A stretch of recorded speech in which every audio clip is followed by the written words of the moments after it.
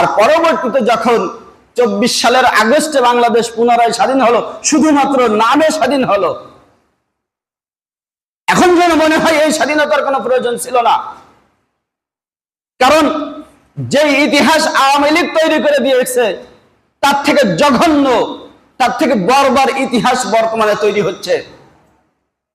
কুরবানির ঈদের কয়েকদিন, 1-2 সপ্তাহ 3 সপ্তাহ আগে আমি দেখি যে বারবার একটা ভিডিও ফুটেজ আমার মোবাইলে বারবার আসতেছে।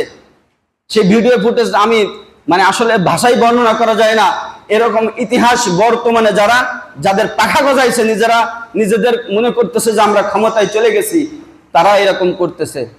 অসংখ্যভাবে নির্যাতন তো সব জায়গায় চলতেছে। তার মধ্যে দিয়ে যেটা আমার নজরে সব থেকে বেশি বর্বর মনে হয়েছে সেটা হলো 25 থেকে 30 বছরের একজন স্ত্রী, তার স্বামী, তার শ্বশুর, তার শাশুড়ি, তার দেবর, তাদের সামনে বিবস্ত্র করে, উলঙ্গ করে, নগ্ন করে গণধর্ষণ করা হয়েছে।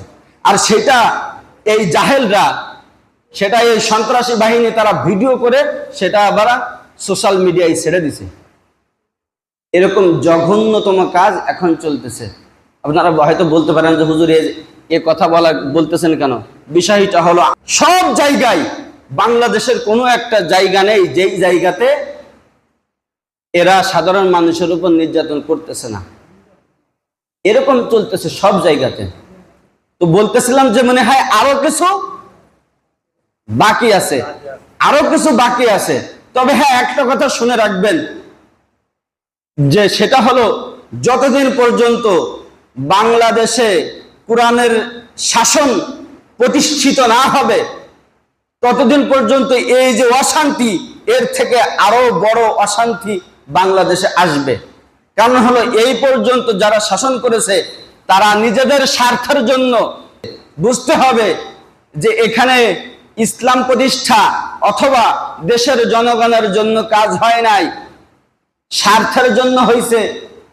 হ্যাঁ, নিজেদের আত্মীয়তা রক্ষার জন্য হয়েছে, স্বার্থ রক্ষার জন্য হয়েছে, যেই কারণে মানুষ সহ্য করতে পারে নাই, মেনে নিতে পারে নাই, তারপরে বাধ্য হয়ে মানুষ এ জাতীয় সিদ্ধান্ত গ্রহণ করতে বাধ্য হয়েছে। তো আবারও যখন এই বাংলাদেশের ছাত্র সমাজ এরকম একটা দায়িত্ব নিয়ে, এরকম একটা সিদ্ধান্ত নিয়ে যখন 24 সালে আবারও স্বাধীন করলো, স্বাধীন করার পরে আবারও এরকম বর্বর চিত্র বাংলাদেশের আনাচে কানাচে বিভিন্ন জায়গায় দেখা যাচ্ছে। তো আপনারা শুনে রাখবেন, যতদিন পর্যন্ত বাংলাদেশে ইসলাম ক্ষমতায় না যাবে ততদিন পর্যন্ত এই অশান্তির কোনো শেষ হবে না।